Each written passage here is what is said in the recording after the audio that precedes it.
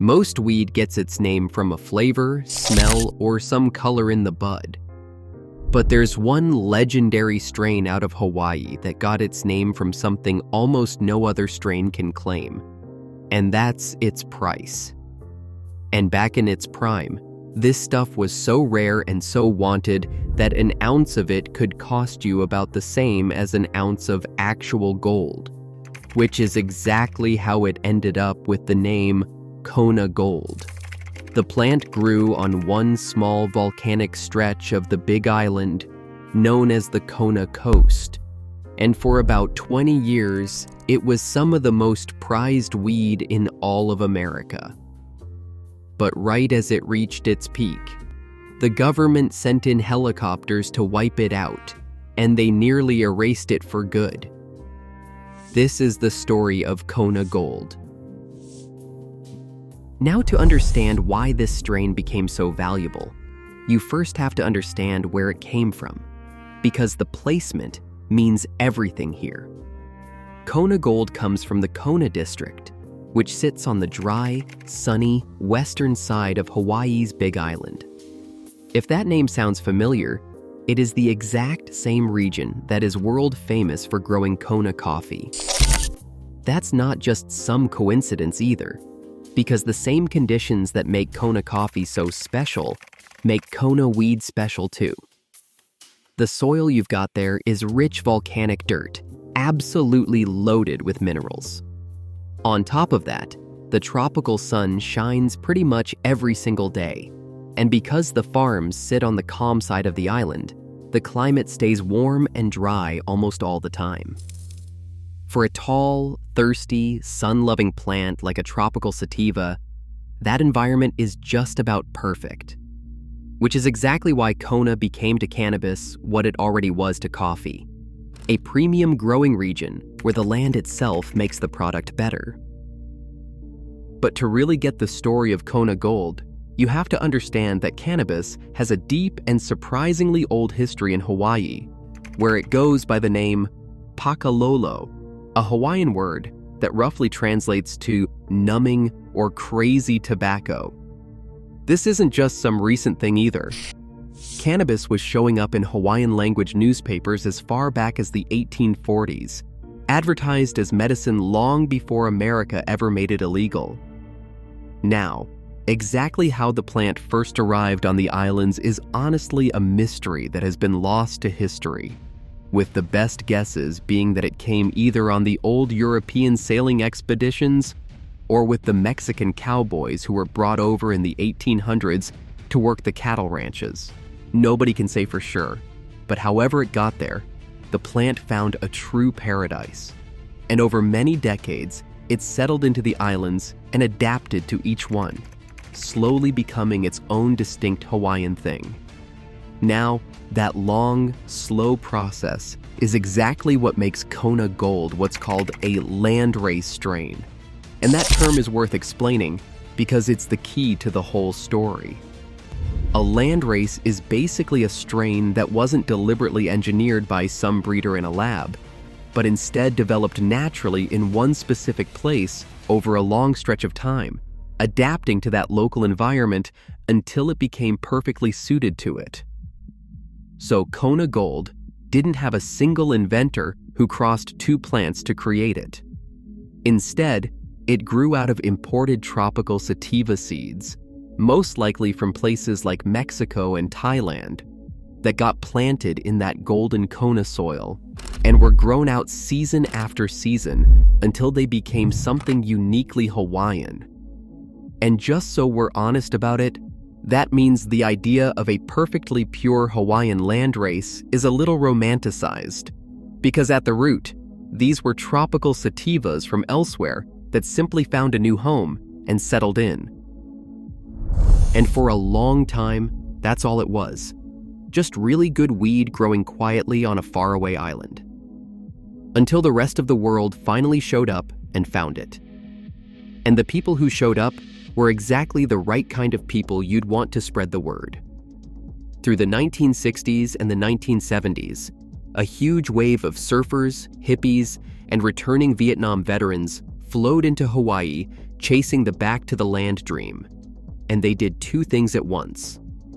They were bringing in new cannabis seeds from all over the world, and they were carrying Hawaiian weed and its growing legend back to the mainland with them. Then, out of nowhere, all these island strains started to become famous everywhere, and Kona Gold ended up sitting right at the top of a handful of legendary Hawaiian strains, alongside names like Maui Wowie, Puna Butter, and Kauai Electric. And the reputation got so big that a 1979 Rolling Stone article even claimed marijuana had become Hawaii's #1 crop, ahead of sugar and pineapples. While that exact claim was never really proven, the fact that people believed it tells you just how massive Hawaiian weed had become. And that fame is what drove the price into the stratosphere, which is where the whole worth more than gold idea actually comes from, which isn't just a catchy line. Because Hawaiian sativas like Kona Gold sat at the absolute top of the market as a genuine luxury product, the most prized and most expensive weed you could buy in that era. To put it in real numbers, by 1990, a premium ounce of top-shelf weed in a place like New York or Los Angeles could run you about $400, and at that exact same time, an ounce of real gold was selling for under $400 itself. So, this wasn't an exaggeration at all. The best Hawaiian weed really could cost you about the same, or even more than, actual gold. And that's basically how Kona Gold earned the second half of its name. As for the first half of its name, the Kona part points to that home region we talked about, but the gold part actually has a beautiful double meaning behind it, because it also describes the weed itself. When Kona Gold was grown and cured right, the buds took on this distinctive light, golden color, with a frosty coat of amber and gold-toned trichomes covering every bud. So the name worked on two levels at once. It was called gold because it was worth a fortune, and it was also called gold because it literally looked like it, glittering with that golden frost. For a strain this prized, it's hard to imagine they would name it anything else. As for what it was actually like to smoke, Kona Gold delivered exactly the kind of experience you'd want from a classic tropical sativa.